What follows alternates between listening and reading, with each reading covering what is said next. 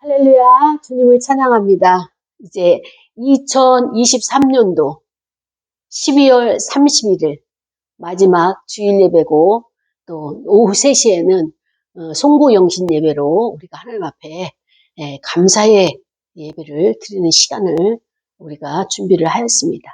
여러분, 눈이 많이 왔고 또 그 눈이 녹아서 거리가 이제 좀 이렇게 질척거리죠. 그럼에도 불구하고 우리가 하나님 앞에 나와서 예배드린 것은 정말로 이것은 기본이었고, 그 다음에 이것은 율법 단계입니다.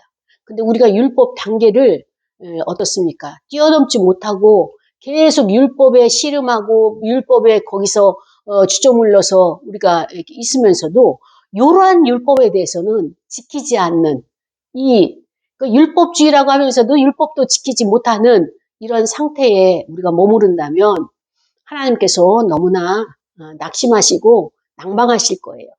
어쨌든 저와 여러분은 하나님을 기쁘게 해드리는 것, 그 다음에 하나님 앞에 영광 돌리는 삶으로 부름을 받았고 또 우리가 이 땅에 오게 된 것이죠.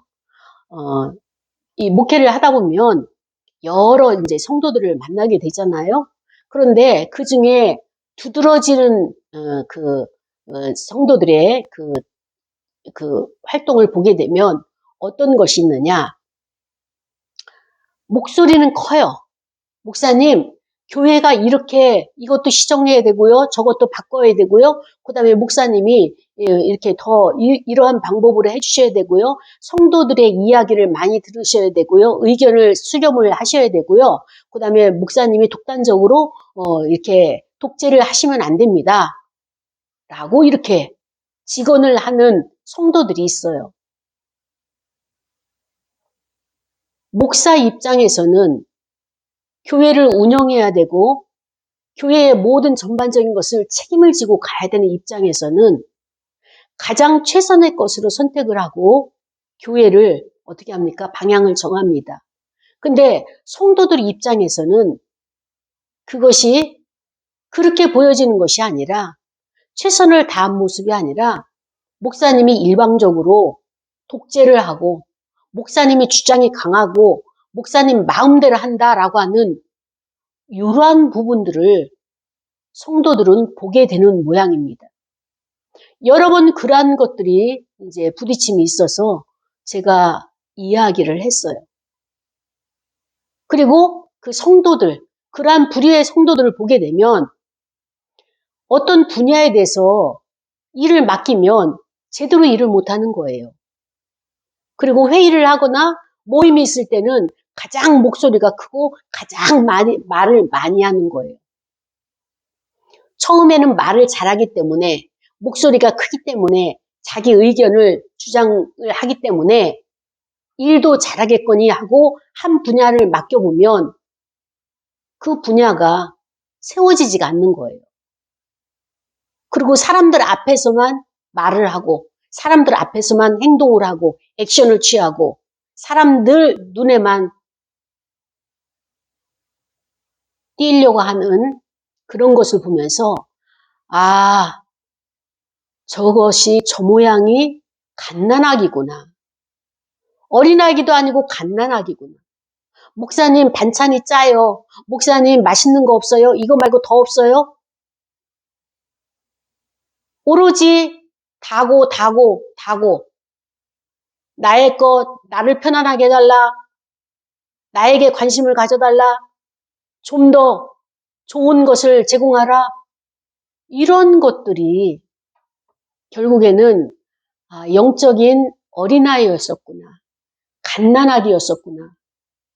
이것이 보여지면서 깨달아지면서 이제까지 신앙생활을 했는데 아직까지도 이 상태에 머물러 있는가라고 생각을 하게 되면 목회자 입장에서는 어떻습니까?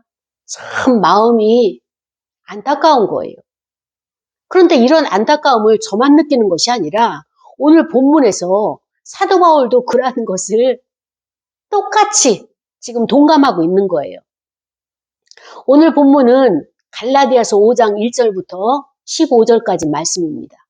그리고 설교의 제목은 사랑으로 역사하는 믿음이라고 하는 제목 가지고 우리가 말씀을 상고하려고 하는데요. 그렇습니다. 목회 현장은 어디나 다 똑같은 비일비재하는 현상들이 일어나는 모양이에요. 왜냐하면 사람의 심리 상태가 거의 비슷하거든요. 대동소이하거든요. 그래서 이러한 것들이 현장에서 공동체 내에서 일어나는 문제들로 교회가 하나하나 이것을 겪어내야 되는 이런 숙제가 되는 것이죠. 이 사도 바울은 갈라디아서 앞전에 있는 말씀이 어떤 말씀을 갈라디아 성도들에게 가르쳤는가 하면은 다른 서신들과 똑같이 우리가 구원을 받고 그 구원 이후에 자유함을 얻었다는 것은 무엇이냐? 전적인 하나님의 은혜다라고 하는 것을 지금 설교를 하고 있는 것입니다.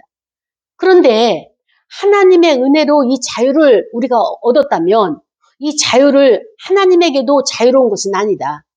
쉽게 말하면 율법으로부터 자유를 우리가 획득을 한 것이지 그 율법으로부터의 자유는 어떤 과정이었는지는 나중에 설명을 드리겠습니다. 그런데 이 자유를 주셨다고 자유함을 주셨다고 해서 내가 하나님 앞에 피조물로서의 그 자유를 주장해서는 안 된다. 이런 이야기를 하는 거예요.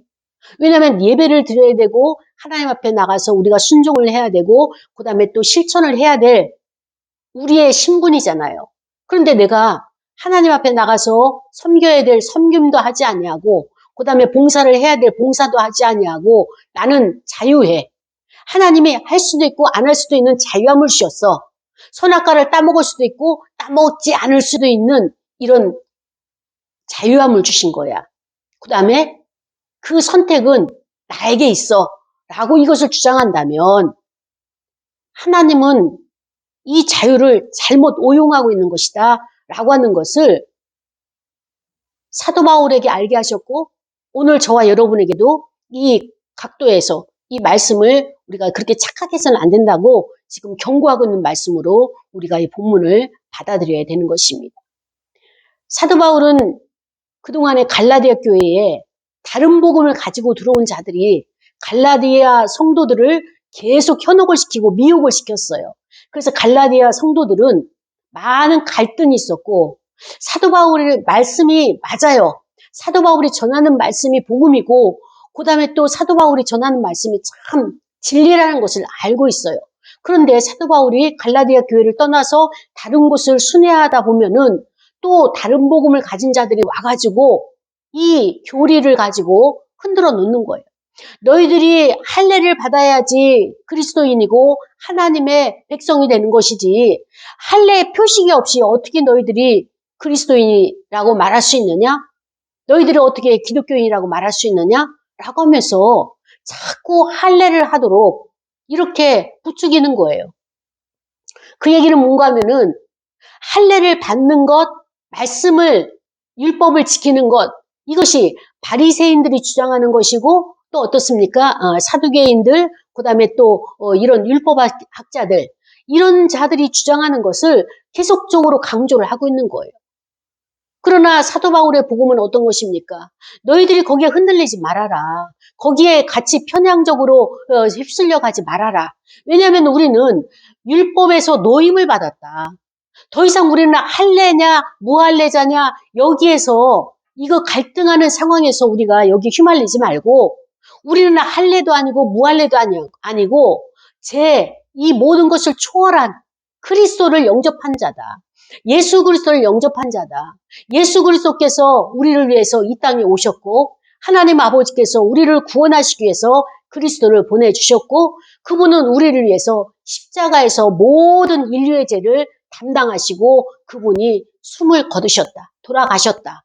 그렇기 때문에 나의 죄를 그 십자가에서 대신 담당하셔서 대가를 치렀기 때문에 나는 더 이상 율법에 매이는 자가 아니라 할례에 매이는 자가 아니라 나는 자유자다.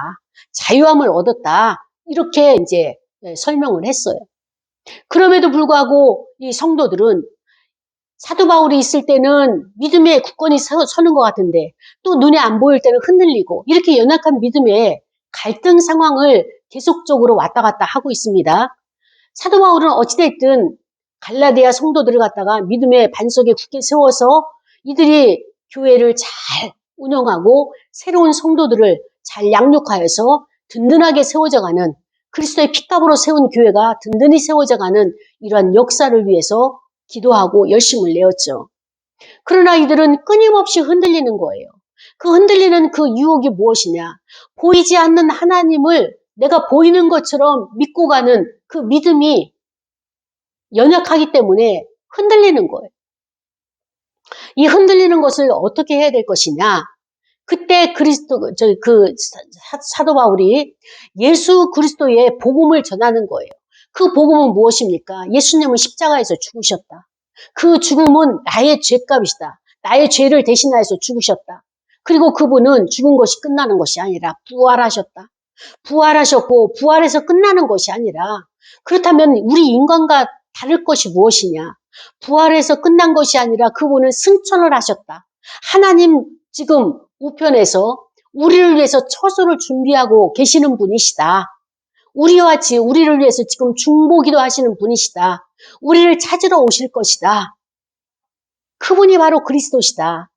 그렇기 때문에 여러분들은 할례 받은 표시나 그 다음에 율법을 지켜야 되는 것이나 이 차원이 아니라 우리는 이미 이것을 뛰어넘는 차원의 성도가 되어야 하는 것이다. 이것을 말하고 있습니다.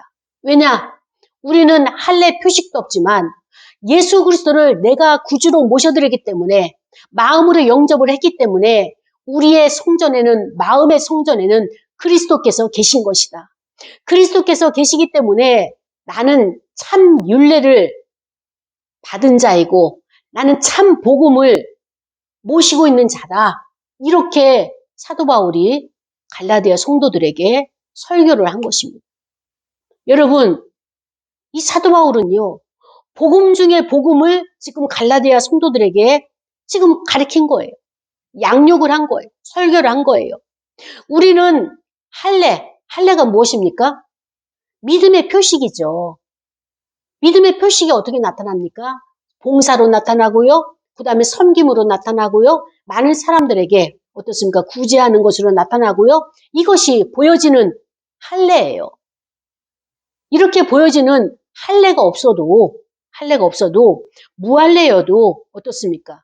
율법을 따르는 자, 새벽 기도를 잘하고, 그 다음에 공예배를 잘 나오고, 그 다음에 또 기도 생활하고, 전도를 잘하고, 이것은 쉽게 말하면 하나님의 율법을 지키는 거예요.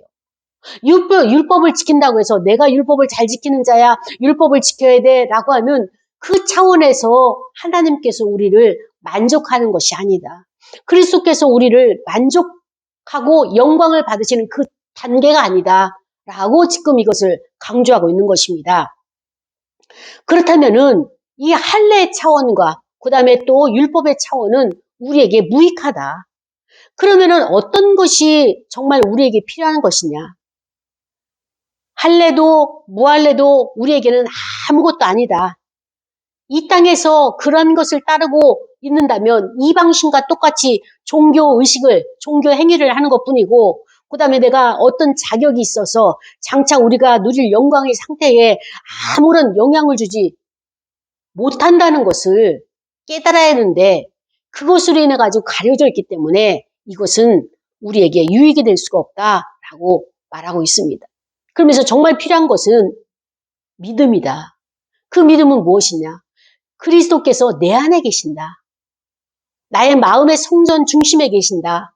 그래서 그분과 함께 교제하고 그분과 함께 주님의 뜻을 묻고 주님이 내 마음 가운데 소원함을 두고 하나님의 뜻을 이루어 가시는데, 2023년도는 하나님께서 이러한 뜻을 저를 통해서 행하셨습니다. 그렇다면 2024년도에는 어떤 뜻을 그리스도를 통하여서 마음의 소원으로 주시고 그 소원을 저로 하여금 깨닫게 하셔서 성령의 도우심으로 내가 그 말씀에 순종할 수 있을까? 성령의 조명하심으로 내가 어떻게 하나님 아버지의 뜻을 알 수 있을까? 이것을 우리가 해야 되는데, 이 단계까지 이르지 못하도록 끊임없이 율법과 할례와 다른 복음을 전하는 자들이 여러분의 성장을 막고 있다. 이것을 말하고 있는 거예요. 그렇기 때문에 우리는 믿음의 사람이 되어야 하는 것이고 그 믿음의 사람은 참 복음, 참 진리이신 그리스도를 모신 자만이 성장을 할 수 있고 믿음의 사람이 될 수 있다. 그런데 이 믿음이라고 하는 것은 무엇이냐? 오늘 설교의 제목처럼 사랑으로 역사하는 그곳에 믿음이 세워지는 것이다. 이거를 강조하고 있는 거예요. 내가 율법과 할례와 표식과 이런 열심으로 행위로 되어지는 것이 아니라 믿음이다. 내 안에는 그리스도가 계시지. 내 안에 계신 그리스도께서 나에게 무엇을 원하시고 무엇을 원하시는가? 자, 그렇다면은요, 우리는 믿음의 차원이라고 하는 것은요, 할례와 율법의 단계를 초월해야지만이, 더 성장을 해야지만이 믿음의 단계로 갈 수 있는 것입니다. 사도 바울의 요구가 그거예요. 여러분, 더 이상 할례를 추종하지 않고 율법을 따르지 않는다면, 그것을 초월했다면, 이제 믿음의 단계로 가야 되는데, 믿음의 단계는 무엇이냐? 사랑의 차원이다. 근데 이 사랑의 차원은 어떻게 해야 되느냐? 내 의지로 할 수 있는 것이 아니라, 내가 계획을 하고, 내가 열심을 내서 되어지는 단계가 아니라, 이 차원은 바로 성령의 주도하에, 성령의 순종하에 우리가 살아가는 단계가 바로 믿음의 단계다. 이것을 말하고 있는 거예요. 그래서 믿음의 증거인 이 사랑을 실천할 때에 내가 성령에 순종하고 있구나. 성령의 말씀하심에 내가 따르고 있구나. 그 통치를 받고 있구나. 이거를 알 수 있는 것입니다. 이게 척도가 되는 것입니다. 라고 하는 것을 지금 가르쳐주고 있는 것입니다. 사랑하는 여러분, 사랑의 실천, 사랑의 옮김, 행동하는 것, 어떻게 보면은요, 우리가 착각할 수가 있어요. 연말연시가 되니까 연탄도 배달하고요, 쌀도 이렇게 보급하고요, 또 김치도 만들어서 이렇게 나눠주고요, 여러 곳곳에서 기독교 교회가, 단체가 이렇게 선한 일을 하고 있어요. 매스컴이나 뉴스를 통해서 그런 것을 접하게 되면, 저거는 그냥 그 율법적인 것이야. 그냥 행위야. 사람들에게 보이려고 하는 거야. 바리새인들이 거리에서 사거리에서 두 손을 높이 들고 나는 11조도 드리고요. 그 다음에 금식도 하고요. 여러 가지 자기 행위를 큰 소리를 내면서 기도하는 그 모습에 불과한 거야. 어떻게 보면 우리가 뉴스를 접하는 우리로서는 판단할 수가 있어요. 그러나 하나님이 보시기엔 어떻습니까? 그들의 중심을 보시는 거예요. 기독교가 이런 좋은 일을 하고 있습니다. 기독교가 이렇게 선한 일을 하고 있습니다. 많은 것을 이웃을 위해서 함께 나누고 있습니다. 봉사하고 있습니다. 사랑의 섬김을 하고 있습니다. 이렇게 하고 있는 모든 행위들이 보여지는 것을 사람이 봤을 때 판단하는 자의 몫이라는 거예요. 어떤 사람은 저거는 그냥 율법적인 행위에 불과할 거야. 자기 이름을 내기 위해서 하는 것이야. 라고 하는 반면에 하나님 아버지께서는 그들의 중심을 보시고, 그래, 너도 가난하고 너도 힘들지만 쪽방촌을 다니면서 그들을 위로하고 나 작은 것도 함께 나누는 너의 그 중심을 내가 알고 있지. 내가 하고 싶은 것을 너가 대신해 주어서 나는 너무나 기쁘고 너무나 감사하고 너무나 영광스럽다. 잘하였도다. 착하고 충성된 종아. 어느 누가 이 추위에 눈이 오는데도 검은 연탄을 짊어지고 또 옆에 줄 서서 옆으로 계속 이동하면서 그 추위에 떨면서 이웃을 섬기겠다고, 그 어렵고 힘들고 고된 삶을 살아가는 자들을 위로하겠다고 이렇게 하겠느냐고. 율법이 그렇게 할 수 있습니까? 할례가 그렇게 할 수 있나요? 사람들에게 찍히려고, 사람들에게 그 매스컴에 카메라에 찍히려고 잠시 일시적으로 한다고 그렇게 볼 수 있나요? 매년 시마다 때마다 행하고 있는 자들은요, 그 중심이 하나님의 마음을 가졌기 때문에 행동으로 그렇게 실천할 수 있죠. 그렇지 아니하고는 한 발짝도 나갈 수가 없는 것이 우리 인간이에요. 저와 여러분이 잘 알고 있잖아요. 자기중심적이고 우리는 욕심이 많죠. 누가 나를 섬겨주면 고맙고 기쁘고 행복해요. 해피하죠. 그러나 내가 누구를 섬겨야 된다면 섬기기 전에 그를 위한 기도가 있어야 되겠고요. 그를 위한 생각이 있어야 되겠고요. 그를 어떻게 섬길 것이냐. 어떠한 방법으로 어떠한 아이디어를 가지고 그에 필요한 것이 무엇이냐. 이런 마음이 먼저 심기어져야지만이 거기에 재물도 들어가고 그다음에 또 거기에 수고도 땀도 들어가고 그다음에 필요한 물품들 사러 가야 되는 이런 과정들이 있으면서 그에게 닿기까지 사랑이 전달되어지기까지 수고하는 과정들이 있어야 되는 것입니다.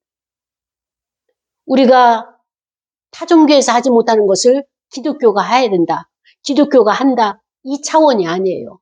이것을 뛰어넘어야지만이 우리가 행동으로 나올 수 있는 것입니다. 어찌됐든 제가 하지 못하는 것을 그분들이 해주는 것, 그들이 하는 것을 보고 저는 감격만 하고 또다시 나를 돌아보는 계기로만 삼을 뿐이지 아직까지도 그렇게 섬기지 못하는 연약한 상태에 있다라고 하는 것을 제 자신이 발견했던 시간들이 있었습니다. 그렇습니다. 사도 바울이 지적하는 것은 무엇이냐면은 여러분이 이제는 모두 띠띠고 다닐 수 있죠. 자유함이 있으니까. 그 다음에 말을 할 수 있죠. 행동을 할 수 있죠. 남을 섬기는데 그 선한 것을 사용할 수 있는 자유의지가 주어져 있습니다. 근데 여러분이 이것을 하지 않냐고 연말 연시라고 해가지고 그 다음에 친구 만나는 것, 선물 교환하는 것, 우리끼리 선물 교환하는 것 좋죠. 그러나 하나님은 어떻습니까? 가난한 자에게 관심을 가지고 고아와 과부와 나그네와 서러운 자, 약자, 낮은 자, 궁핍한 자, 지금도 정말로 추운 곳에서 이 겨울을 날 수 있을지, 이 추운 겨울을 어떻게 날지 고민하고 고심하고 힘들어하는 자, 수입도 없이 어떤 상태에 처해야 될지 이것조차 알지 못하는 그 열악한 환경 가운데 있는 독거노인들, 연세가 많으신 분들, 질병으로 인해서 밖에 출입하지 못하는 당뇨 환자들, 폐섬유증으로 고통당하는 자들, 이런 자들을 통하여서 이런 자들로 인해 가지고 그들이 신음소리를 들으신 하나님의 아버지 마음이 우리가 호텔에서 막년을 하고 송년을 하고 여러 가지 맛있는 음식을 먹고 선물 주고받는 것 우리끼리는 행복하죠. 그러나 하나님 아버지의 마음도 그렇게 행복할까요?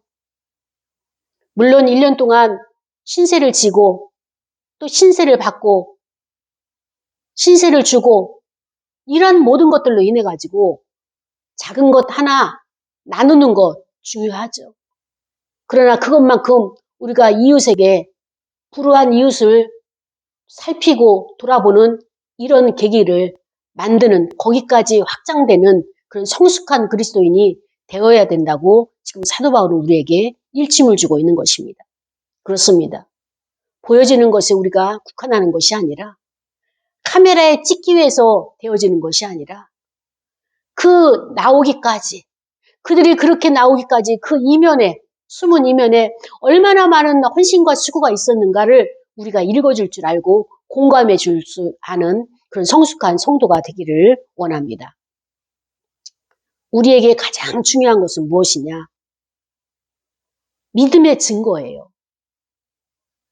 내가 믿음을 가지고 있느냐? 그리스도를 믿는 믿음이 내 안에 있느냐? 그렇다면 그리스도는 어떤 삶을 사셨을까? 외로웠잖아요.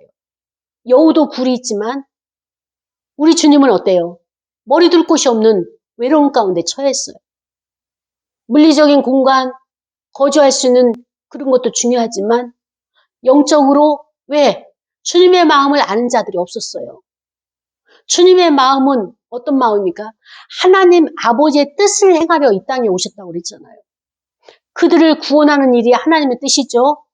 죄악 가운데서 병든 질병 가운데서 그 무시당하는 열악한 환경 가운데서 고통하고 신음하는 괴로워하는 자기 삶을 영위할 힘조차 없는 이런 자들을 구원하기 위해서 이 땅에 오신 거잖아요.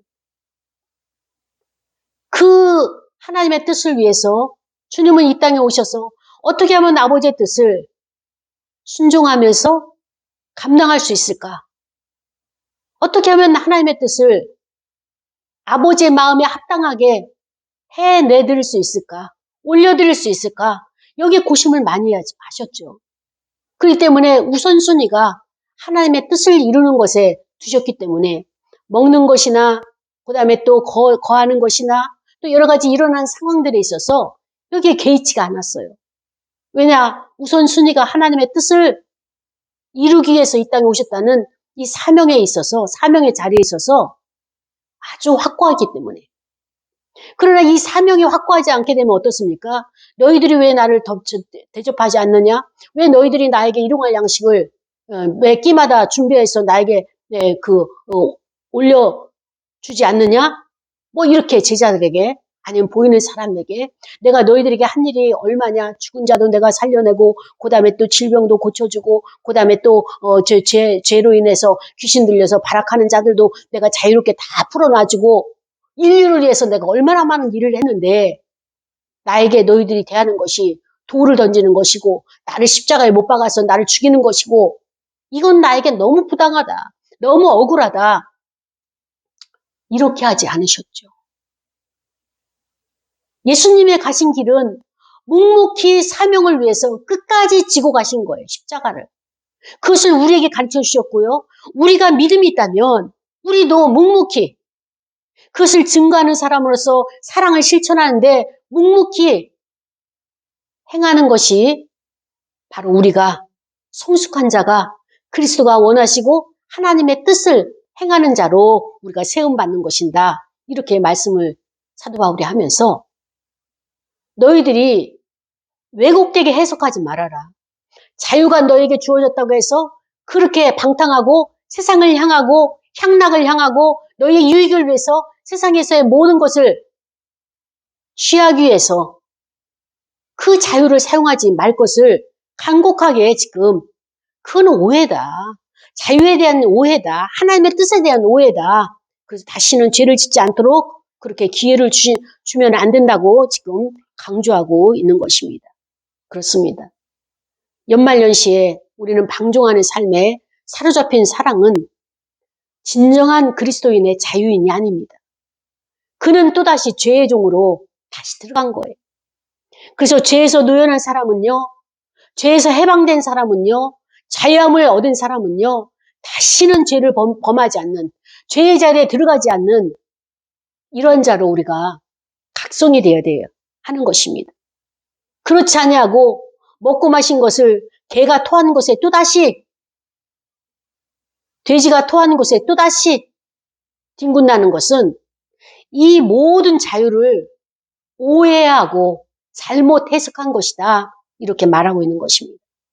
사랑하는 여러분, 오늘 나 자신을 2023년 마지막 해, 마지막 주일 예배를 드리고 있는 저와 여러분이 나 자신을 한번 점검해 봅시다. 나는 지금 스스로 방종을 지금 방치하고 있지는 않은가? 나는 지금 죄에서 자유함을 얻었는데 이 자유함을 정말 주를 위해서 다시 올려드릴 생각이 없고 나를 위해서 쓰고자 하는 정욕과 탐심으로 바꿔놓고 있지는 않은가? 나 이 정도는 내가 누릴 만한 자격이 있어. 왜냐면은 1년 내내 예배에 참석했고 그 다음에 11조 헌금을 했고 그 다음에 또 내가 기도 생활을 했고 새벽기도도 했고 또 하나님이 사업도 이렇게 해주셨고 난 너무 힘들었기 때문에 이 정도는 내가 누려야 돼. 누릴 수 있는 자격이 있어. 하나님 나에게도 주셨어. 라고 나를 합리화시키고 있지는 않은지 나 자신을 점검하는 시간이 되기를 원합니다. 하나님이 우리에게 자유를 주셨다는 것은 왜 자유를 주셨을까? 그것은 바로요. 우리가 서로 사랑으로 섬기기 위해서 자유를 주신 것입니다. 남이 어찌됐든 나에게 유익된 것만 바라보고 나의 유익만 추구하는 자가 있다면 이 성도는 자유함을 제대로 알지 못하는 자입니다. 나를 위해서가 아니라 이웃을 위해서 써야 될 자유함이라는 것을 우리가 깨달아야 되는 것입니다. 죄라고 하는 것은 무엇입니까? 어떤 형태와 어떤 결과물이 아니라 죄는 바로 십자가의 못을 박아야 되는 것이잖아요. 근데 이 죄는 무엇이냐? 정욕과 욕심이에요. 탐욕이에요. 내 안에 있는 정욕, 이 정욕이 무엇입니까? 주를 위해서 쓰여지는 에너지가 아니라 나의 욕구, 나의 육체를 즐거워하게 하고 나의 육체에 만족을 주기 위해서 사용되어지는 것이 정욕이란 말이죠. 이 정욕은 십자가의 못을 박아야 돼요. 왜? 죄이기 때문에. 나의 욕심, 욕망, 우리는 그것을 포장하죠. 뭐라고 포장합니까? 비전이라고 포장하고 있는 거예요. 비전이라고 말하는 여러분 안에 그 생각들, 여러분이 가지고 있는 모든 관념들, 성경은 그것을 죄라고 말하고 있습니다. 비전은요, 하나님이 나에게 내 안에 소원함을 두시고 그 일을 행해 가시는 거예요. 그런데 여러분이 내가 원하는 길이 열리지가 않고 엉뚱한 길이 열린다. 그래서 억울하다, 속상하다, 화가 난다. 왜 하나님은 내 기도에 응답을 안 해주시는가? 이렇게 말을 한다면 여러분은 하나님의 소원함을, 하나님의 그 사명을 따르는 자가 아니라, 순종하는 자가 아니라 자기 욕심, 자기가 우상에 대해서 자기 욕망을 완성시키려고 노력하는 사람이라고 말할 수 있는 것입니다. 나의 육체의 욕심을 따라 사는 것은 죄라고.